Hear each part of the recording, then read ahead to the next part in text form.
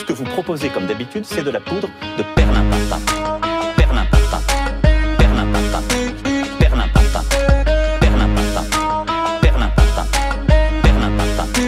Perlimpinpin.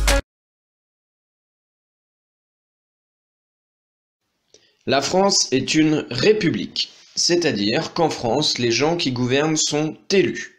La France est une démocratie, c'est-à-dire qu'en France, les gens qui sont élus par les citoyens français qui ont le droit de voter. Ainsi, en France, lorsqu'on est citoyen français, on a le droit de voter, de choisir les gens qui nous gouvernent. On a le droit de choisir le maire de sa ville, le conseil municipal de sa ville, le président de sa région ou le président de son département. En France, les 348 sénateurs sont élus et les 577 députés qui travaillent à l'Assemblée nationale sont élus par les citoyens français. Et en France, on peut même voter pour choisir les députés de l'Union européenne qui vont écrire les lois de l'Union européenne à Strasbourg.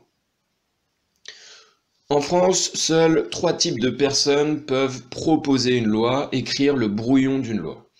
Pour proposer une loi en France ou écrire le brouillon d'une loi en France, il faut être ministre, député ou sénateur. Ainsi, en France, le Premier ministre, c'est Édouard Philippe. Et le ministre de l'Éducation nationale, le ministre des professeurs et des collégiens, c'est Jean-Michel Blanquer. En France, pour écrire le projet d'une loi, pour écrire le brouillon d'une loi, pour proposer une loi, par exemple, on pourrait proposer que les trains soient gratuits pour tous les Français de moins de 18 ans, ou que chaque élève de collège en France reçoive un ordinateur portable plutôt que d'avoir un cartable lourd. Et bien pour proposer ce genre de loi, il faut être soit ministre, comme Édouard Philippe ou Jean-Michel Blanquer, soit député ou soit sénateur.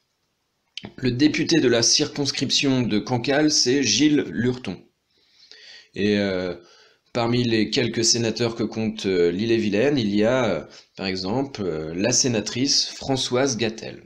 Voici, ce sont ces personnes qui peuvent proposer des lois, écrire des brouillons de lois.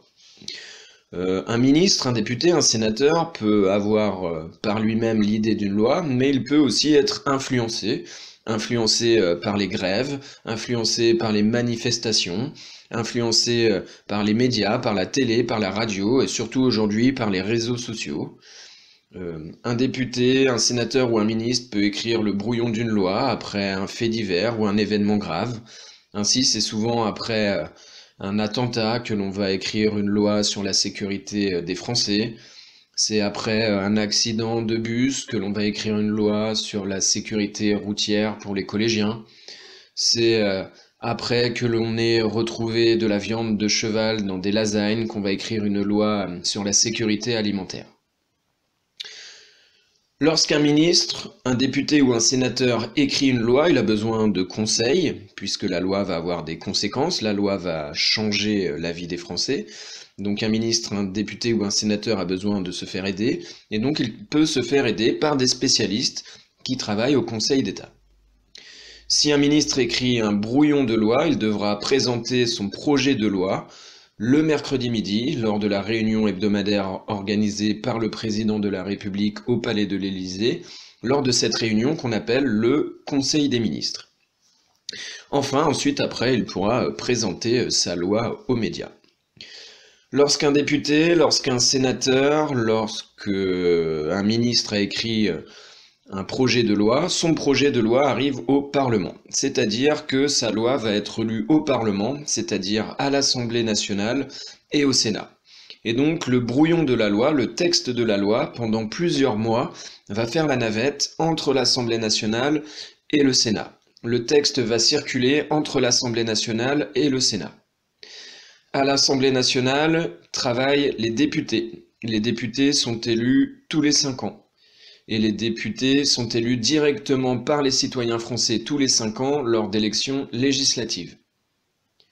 Les sénateurs, eux, sont élus tous les 6 ans et ils sont élus par des gens qui ont déjà été élus. Donc le brouillon de la loi va faire la navette, va circuler entre les députés de l'Assemblée nationale et les sénateurs du Sénat. Si jamais les députés et les sénateurs n'arrivent pas à se mettre d'accord, on peut organiser une commission mixte paritaire. C'est-à-dire qu'on va réunir 7 députés, 7 sénateurs, et ces 7 députés et ces 7 sénateurs vont travailler ensemble pour arriver à une version définitive du texte de loi. On ne pourra plus modifier de mots, on ne pourra plus changer de chiffres, on ne pourra plus rajouter de paragraphes ou enlever des paragraphes, le texte ne pourra plus être touché.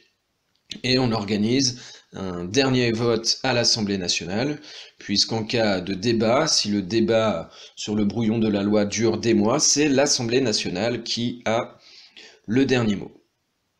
Après ce passage par le Parlement, il reste quelques étapes. On va vérifier une dernière fois que le texte respecte la Constitution, c'est-à-dire la loi des lois, la mère des lois.